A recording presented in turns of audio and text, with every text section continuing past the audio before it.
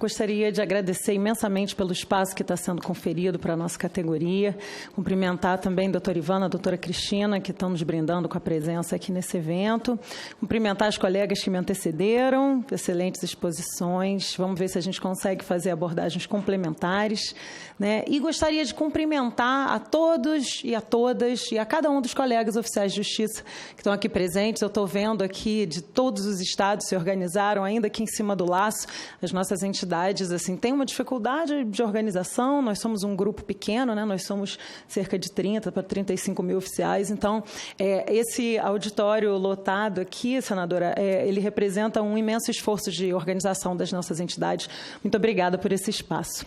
Bom, a minha abordagem é talvez um pouco mais parecida com a da Fernanda. Eu sou dirigente sindical no Rio de Janeiro há 11 anos. Eu represento aqui, nesse sentido, os servidores das justiças federais do Rio de Janeiro e represento, sou há pouco tempo, sou diretora de comunicação da FENASOJAF, que é a Federação dos Oficiais de Justiça Federais. Então, eu represento aqui diretamente as oficialas de justiça federais e trabalhistas, né? E é um pouco dessa, também, do acúmulo que a gente tem, que eu gostaria de dividir com vocês. Nós, na Federal, nós não atuamos diretamente, nem com essa frequência nas questões da Maria da Penha, mas a gente gostaria de trazer uma abordagem sobre como o risco ele está inerente na nossa profissão em todos os espaços onde a gente trabalha. A proposta que a gente está apresentando aqui é uma proposta da FENASOJAF e ela vem de uma sistematização que a gente vem fazendo ao longo de quase 4 anos de pesquisa, e ela aborda uma sistematização da normativa que a gente conseguiu levantar em todos os tribunais, especialmente os federais. Bom, muito rapidamente, a gente tem aí um histórico da luta pelo reconhecimento do risco da atividade. São diversos momentos aí. Eu destacaria que a gente tem projetos de lei aqui há cerca de 15 anos, mais de 10 anos seguramente nessa casa. Desde 2003, o nosso primeiro registro foi no Conselho da Justiça Federal, depois na instrução normativa da Polícia Federal, que entende que a execução de ordens judiciais é atividade de risco. Em 2006, na Lei dos Servidores das Justiças Federais, a gente tem o reconhecimento do risco na justificativa quando trata da nossa gratificação de atividade externa. Temos o mandado de injunção no Supremo, onde se entendeu que sim, a atividade é de risco, porém que a atribuição seria do Legislativo, né, para reconhecer por via legal, mas a gente tem diversos projetos de lei onde a gente ainda não obteve aprovação. Esse material aí, gente, o Oficial de Justiça Profissão de Risco, é esse material aqui, queria mostrar para vocês. Isso aqui, os oficiais de justiça conhecem, é um material onde a gente trata, né, nesses dois momentos, nesse e no próximo, ver aí as imagens, inclusive há um destaque ali para a questão das mulheres também, explicando, né, para uma pessoa que não conhece a nossa atividade, gostaria de passar aqui para a senadora. Já está chegando aí, né? Obrigada, Júlio. Explicando qual é a dinâmica, como que o oficial de justiça materializa, né, as ordens judiciais. A Fernanda já tratou disso, vamos passar um pouco mais adiante. Queria mostrar para vocês alguns dados que a gente tem, que foram levantados, inclusive pelos sindicatos da nossa categoria, porque alguns são extremamente alarmantes. A gente tem ali um registro de cerca de 90, são pesquisas, né, feitas em loco, cerca de 90% dos colegas não recebeu nenhum tipo de tratamento, e a gente vê ali que 97% se sentem inseguros, 81% se sentem ameaçados, enfim, 38% já tiveram algum tipo de prejuízo e 100% não foram ressarcidos pela administração. São dados bastante alarmantes e é claro que no caso das oficialas mulheres esse risco está agravado, a nossa exposição está agravada, as dificuldades são ainda maiores.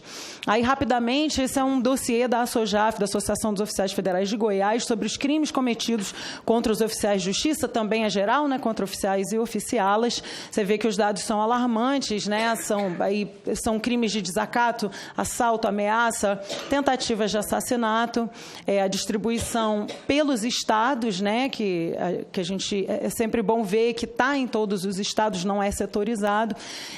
E aí queria falar um pouquinho do risco que é inerente à atividade. É lógico que a gente pode identificar certos agravamentos, certos agravamentos do risco em função, por exemplo, de um eventual histórico de agressão do destinatário da ordem.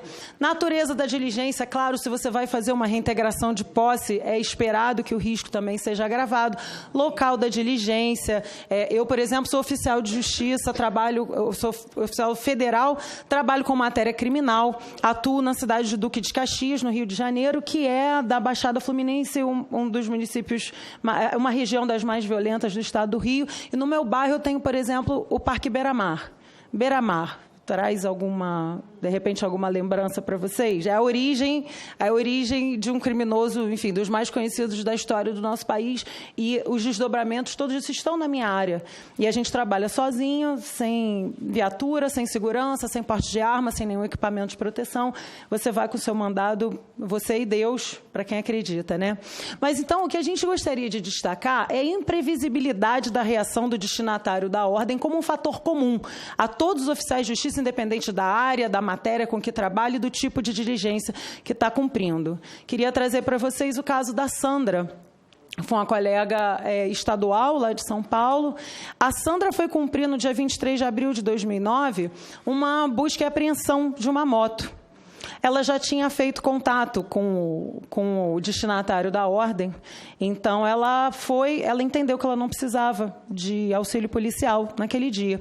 E, para ali, ela se dirigiu, ela abordou o destinatário da ordem, era um ajudante de pedreiro. Ele disse que ia em casa pegar alguma coisa, voltou com a arma carregada. Vocês podem observar ali pela foto do carro da Sandra, deu 5 tiros pelo para-brisa, carregou novamente a arma dele e, pela lateral, deu mais 4 tiros. Quer dizer, Sandra foi brutalmente assassinada nesse dia, com 9 tiros, sem nenhuma possibilidade de segurança e sem nenhuma possibilidade de reação. Isso foi em São Paulo, não era um lugar especialmente perigoso, e o destinatário da ordem, ela não sabia naquele momento que ele, a gente vai voltar a isso mais adiante, não sabia que ele oferecia também um risco agravado. Então, as frentes de atuação que a gente propõe são na parte de inteligência, de prevenção de riscos, no planejamento e execução das diligências, na capacitação e no acolhimento. Na parte de inteligência, o que a gente pede são acesso ao cadastro de informações de segurança. No caso da Sandra, esse destinatário da ordem, ele tinha já registros de ocorrência por extorsão e por roubo. Provavelmente a Sandra não sabia disso e se dirigiu para cumprir aquela ordem sem o auxílio policial. Se a gente tivesse acesso a mais informações de segurança, provavelmente a gente poderia trabalhar com prevenção de riscos e talvez a Sandra ainda estivesse entre nós. A gente defende também sistemas de informação onde nós mesmos, oficiais, possamos alimentar bancos de dados com as ocorrências para que a gente possa prevenir os colegas em situações semelhantes. Aquele caso ali foi desenvolvido pelo TRT do Rio de Janeiro, uma interface semelhante ao Google. Ali você pode procurar tanto pelo endereço, como pela pessoa, né, como pelo tipo de ocorrência. E é possível até você receber uma notificação no seu e-mail previamente, antes de você se dirigir para aquela diligência. Esse é o CIMUS, que está no TRT do Rio de Janeiro. É aquele ali, aquela interface ali. A gente está tentando trazer para outros tribunais. Seguindo ainda no fator da inteligência, a gente gostaria de ter estatísticas. Hoje em dia, na maioria dos sistemas, a gente não tem nem como inserir o risco como um fator da gente poder dar uma negativa e buscar meios alternativos de cumprimento dessas ordens. Buscar também, junto aos magistrados, uma conscientização do risco, de botar o oficial para fazer uma diligência noturna e desacompanhado, e numa comunidade, por exemplo, como é o nosso caso lá no Rio, dominada são organizações que são, né, voltadas para o tráfico de entorpecentes, e muitas vezes os juízes exigem que a gente adentre essas áreas conflagradas, acha que simplesmente você pega a polícia e vai, quer dizer, enfim, é uma conscientização que a gente busca fazer. Vou ter que passar rapidinho, gente, porque é muita coisa para falar. Na parte da execução das diligências, essa experiência a gente tem no TRT de São Paulo. Paulo é um grupo específico que é formado, ali não sei se dá para ver no colete daqueles agentes, eles são agentes de segurança da própria Justiça do Trabalho. Ali está escrito Poder Judiciário Federal. Naquela primeira figura, vocês veem uma situação extremamente conflagrada, depois a situação se acalmando, porque eles se antecederam ao oficial de justiça para poder dar condições que ela consiga cumprir uma ordem, que no caso era a admissão de posse. Aí, aquela ali de colete branco é a colega oficial de justiça. Você vê que ali ela está tendo o auxílio dos agentes de segurança do Tribunal do Trabalho para conseguir condições para ela cumprir aquela ordem. Isso, gente, tudo que a gente está falando aqui são iniciativas que já existem nos tribunais federais e que a gente está pedindo que sejam estendidos a todos os oficiais de justiça. Então, já foi mencionado aqui, a gente precisa também do fornecimento de equipamentos de proteção individual, como é o caso do colete balístico, ter uma escolta, ter um armamento, ainda que seja não letal, né, para conseguir que a gente tenha sucesso nessas diligências. Normatização de cumprimento de mandados em área de risco, né, a possibilidade da gente ter respaldo para buscar meios alternativos de cumprimento dessas ordens e não ser obrigado a adentrar essas áreas conflagradas. Outra coisa que seria muito importante, de certa forma já foi mencionado aqui, seria o momento da ocorrência, a gente ter, como muitas vezes...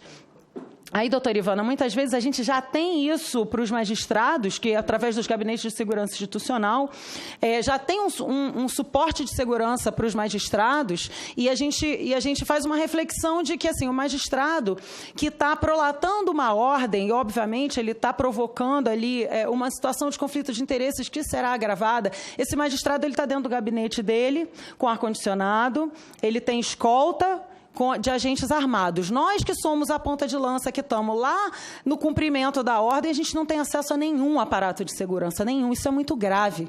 A gente está expondo os oficiais e oficialas de justiça a uma exposição que, a nosso ver, é completamente desnecessária e poderia estar sendo minorada pelos tribunais. E o porte de arma, a gente está trabalhando nisso, não sei, talvez há mais de 10 anos. Recentemente, aí no PL 3723, a gente teve aqui 4, 5 semanas a fio vindo para esse Congresso, buscando a inclusão dos oficiais de justiça. Ainda não tivemos sucesso, mas continuamos trabalhando para que a gente consiga ser incluído no projeto que trata das categorias que vão ter acesso ao porte.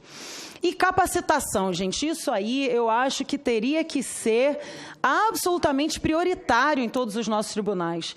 Eu não sei se as senhoras têm conhecimento, é difícil ter uma ideia de como é que a coisa funciona. Hoje, o oficial de justiça, oficiala de justiça toma posse, recebe a sua primeira distribuição e é mandado para a rua.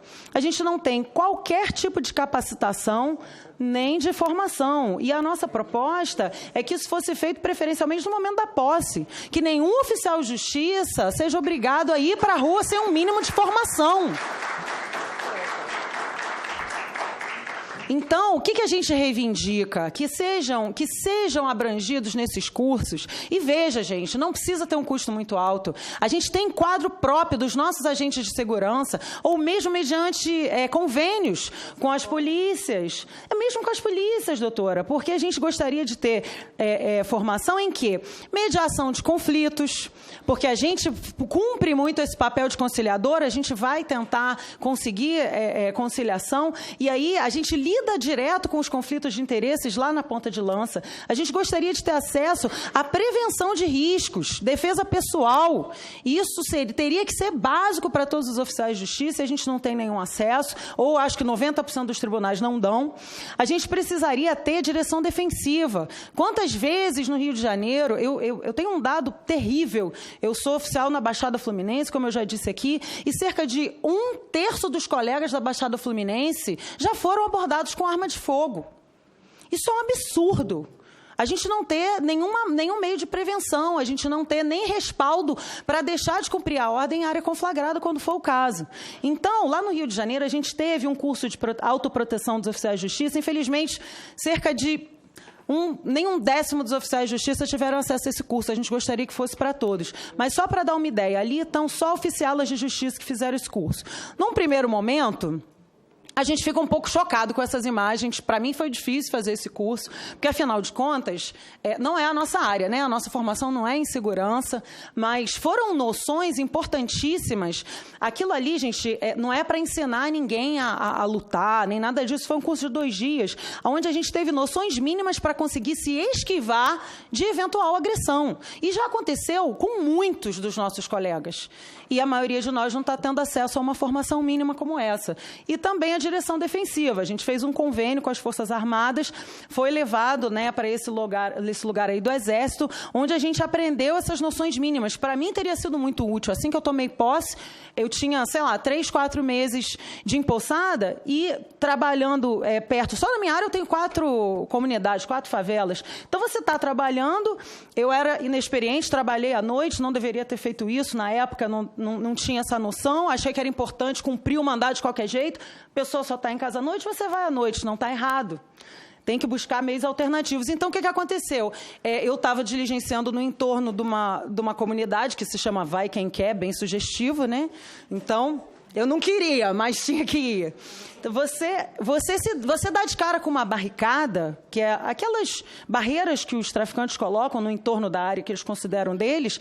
Eu dei de cara com a barricada e tive que voltar à noite, de ré, numa subida, numa curva, num terreno extremamente acidentado, estava sozinha e não tinha nenhum recurso de segurança comigo. Então, se eu tivesse tido acesso a esse curso de direção defensiva, teria sido muito útil naquela ocasião. E aí, já tentando fechar, essa questão do acolhimento da vítima de violência. Isso aí, doutora Ivana, eu gostaria de pedir que fosse dado uma especial atenção. A gente já tem um requerimento, a FENASOJAF já tem um requerimento que data de 2016, pedindo diversas medidas de segurança, e ainda não chegamos a um desfecho, ainda não fomos atendidos. Hoje o que a gente vê, por exemplo, no Rio de Janeiro, falar da minha experiência, a gente tem inúmeros casos de abordagem com arma de fogo, infelizmente são muitos. E hoje, esse servidor, ele sequer procura o serviço de saúde do tribunal. Nós, oficiais de justiça, nós somos muito invisíveis para a administração. Isso é algo que a gente tem que mudar. Tá? Me dirigindo diretamente aos meus colegas. O que acontece hoje, o oficial de justiça, ele tenta se afastar por conta própria, ele não vê a demanda de que isso seja caracterizado como um acidente de trabalho. Muitas vezes ele não se afasta, ou se afasta, não busca a configuração, e a gente não tem um protocolo de atendimento. Hoje o que acontece é que o colega é abordado com arma de fogo no Rio de Janeiro, procura o sindicato, porque é quem está mais próximo. Vocês ali, os colegas aqui que são de associação, devem viver o mesmo quadro. Então, você sai correndo, liga para a central de mandados, liga para o sindicato, e aí muitas vezes a gente faz um atendimento pelo jurídico, mas a gente não tem esse amparo do tribunal.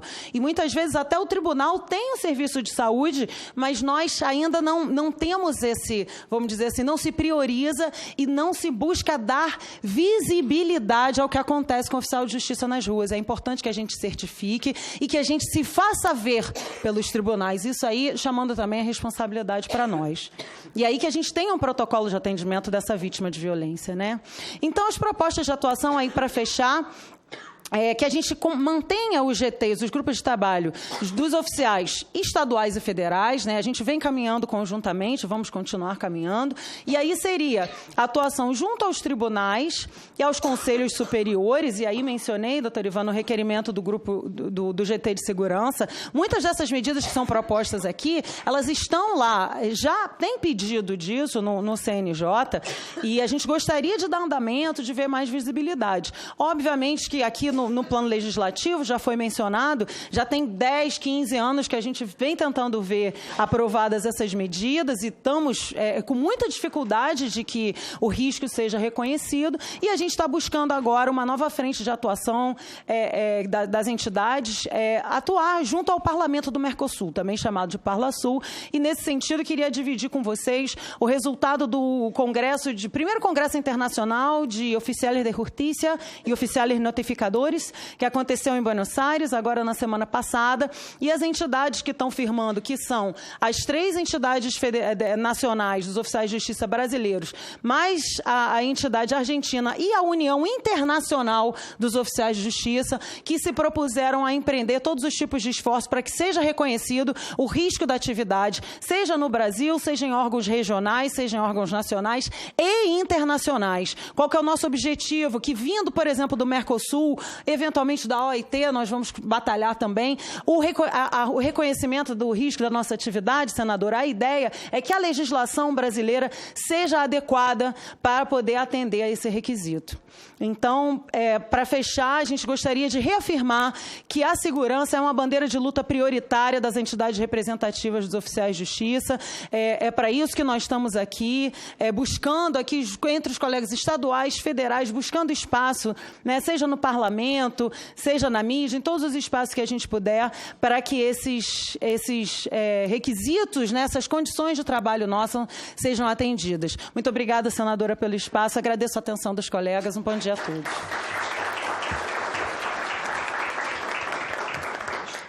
Obrigada, Mariana Ornelis. Eu queria já aqui agradecer a presença, registrar e agradecer a presença de João Batista Fernandes e Luiz Arthur, Federação das Entidades Sindicais de Oficiais de Justiça, Moisés Bento, representando Goiás, Fernando Amorim Coelho, representando Santa Catarina, Iraguaçu Filho, vereador de Fortaleza e oficial de justiça, Carolina Paz, representante do Rio Grande do Sul, Marcos Trombeta, Trombeta, representando São Paulo, Erlon Sampaio, coordenador da Associação de São Paulo dos oficiais de justiça, Matilde Gouveia, oficial de justiça TRT2, Alexandre Marques, assessor da FENA-SOJAF, Ivan Ferreira, presidente da Associação dos Oficiais de Justiça do Distrito Federal, Wagner Venâncio, presidente do Sindicato de Oficiais de Justiça do Ceará, Luciano Júnior, diretor financeiro do Sindicato de Oficiais de Justiça do Ceará. O Ceará veio com todo o peso. Luciana Campos, vice-presidente do Sindicato do Distrito Federal. Júlio César, coordenador do FENA-SOJAF do Distrito Federal. Gente, obrigada pela presença, e é importante. E vocês vão multiplicar o que foi ouvido aqui numa audiência pública tão rica. E a importância do ministro Dias Toffoli não poder vir, porque o convidado era ele, mas mandou nossa conselheira do Tribunal de Justiça excelente, e justamente ela que está já mostrando que vai ter um olhar diferenciado para a violência como um todo, mas principalmente a violência contra a mulher e as mulheres oficiais, que é isso que elas me procuraram e eu achei que a gente devia ser, e essa é uma primeira de mais outras reuniões que a gente vai ter, não só aqui, mas também na Comissão de Direitos Humanos, e é assim que a gente vai descobrindo. As leis começam assim, não surge porque alguém resolveu ver, é a vida no seu dia a dia que leva aos profissionais, os trabalhadores do serviço público ou privado, descobrirem suas dificuldades e tentar encontrar soluções aqui no Congresso Nacional. Passo a palavra agora para Cristina Alves Tubino, representante da Comissão Nacional da Mulher Advogada, do Conselho Federal da Ordem dos Advogados do Brasil. Obrigada.